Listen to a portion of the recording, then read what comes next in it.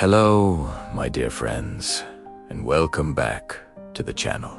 Have you ever felt like you're caught in a storm, tossed about by waves of uncertainty, with no land in sight? One moment, everything seems to be going according to plan, and the next, the rug is pulled out from under you. A sudden job loss, an unexpected health diagnosis, a relationship falling apart, or just that nagging feeling that you're losing your grip on everything. It's in those moments, when chaos seems to be the only constant, that a single terrifying question can echo in our hearts.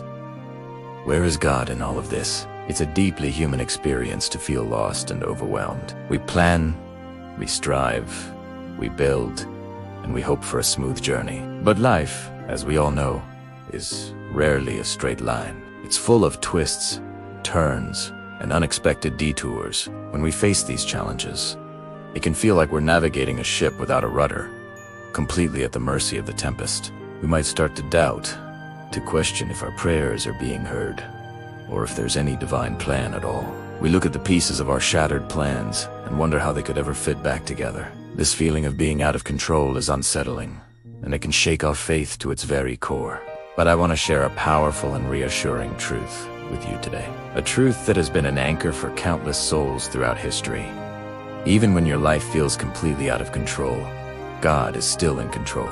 This isn't just a comforting cliche, it's a foundational promise that can change how we navigate life's storms. Let's turn to a story that beautifully illustrates this. Think about Joseph in the book of Genesis. His life was a roller coaster of betrayals and injustices. Sold into slavery by his own brothers, falsely accused and thrown into prison by all accounts.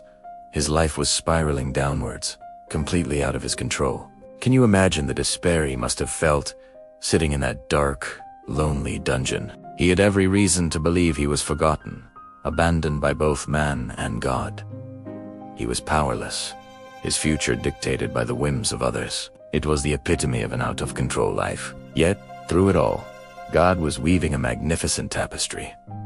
Every thread of Joseph's suffering was part of a grander design. His time in Potiphar's house, his imprisonment, his ability to interpret dreams, none of it was random. God was positioning him, preparing him, and elevating him for a purpose he couldn't have imagined. Ultimately, he became the second most powerful man in Egypt, perfectly placed to save his family and an entire nation from famine. Years later, when Joseph revealed himself to his brothers, he didn't speak with bitterness or resentment. Instead, he offered one of the most profound statements of faith in all of Scripture. He told them, "You intended to harm me, but God intended it for good to accomplish what is now being done, the saving of many lives."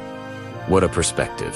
Joseph recognized that even in the midst of human evil and chaotic circumstances, God's sovereign hand was at work, turning what was meant for harm into a vessel for incredible good. This is the very essence of our hope.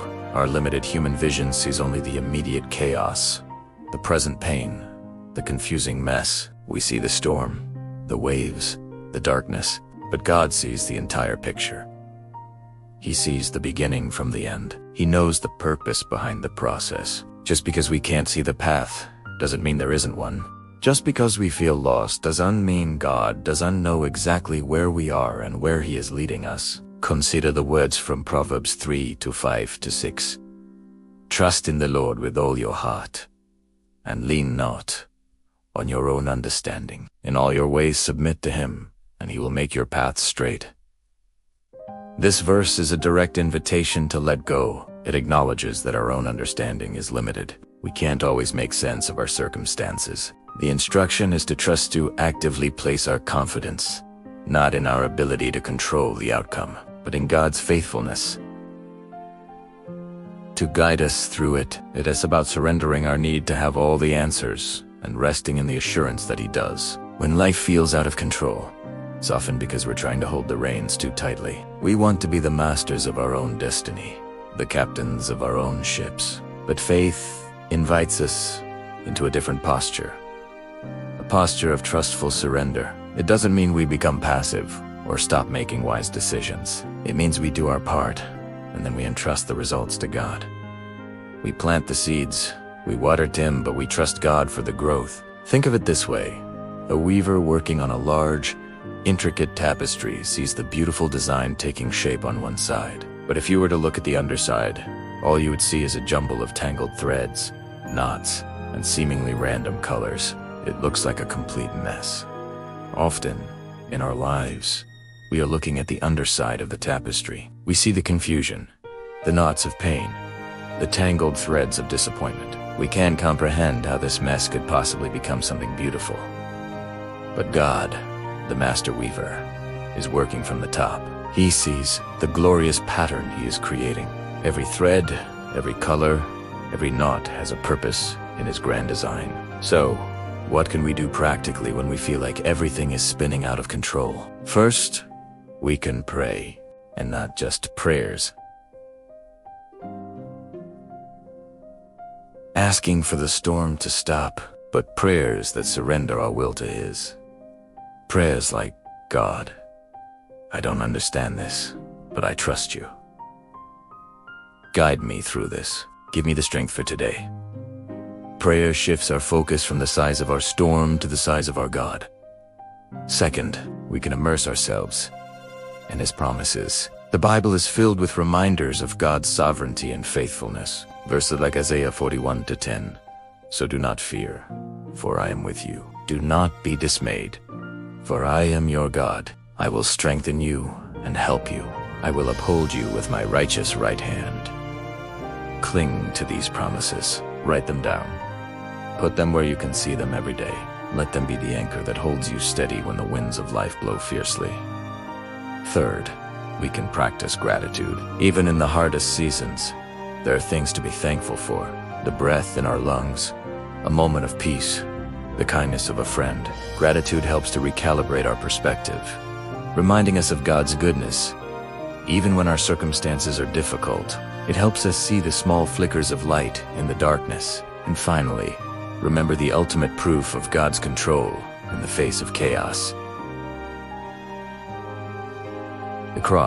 At the cross, it looked like evil had won. It looked like darkness had extinguished the light. It was the darkest, most chaotic moment in history. Jesus' disciples were scattered, hopeless, and terrified. But what looked like the ultimate defeat was, in fact, the ultimate victory.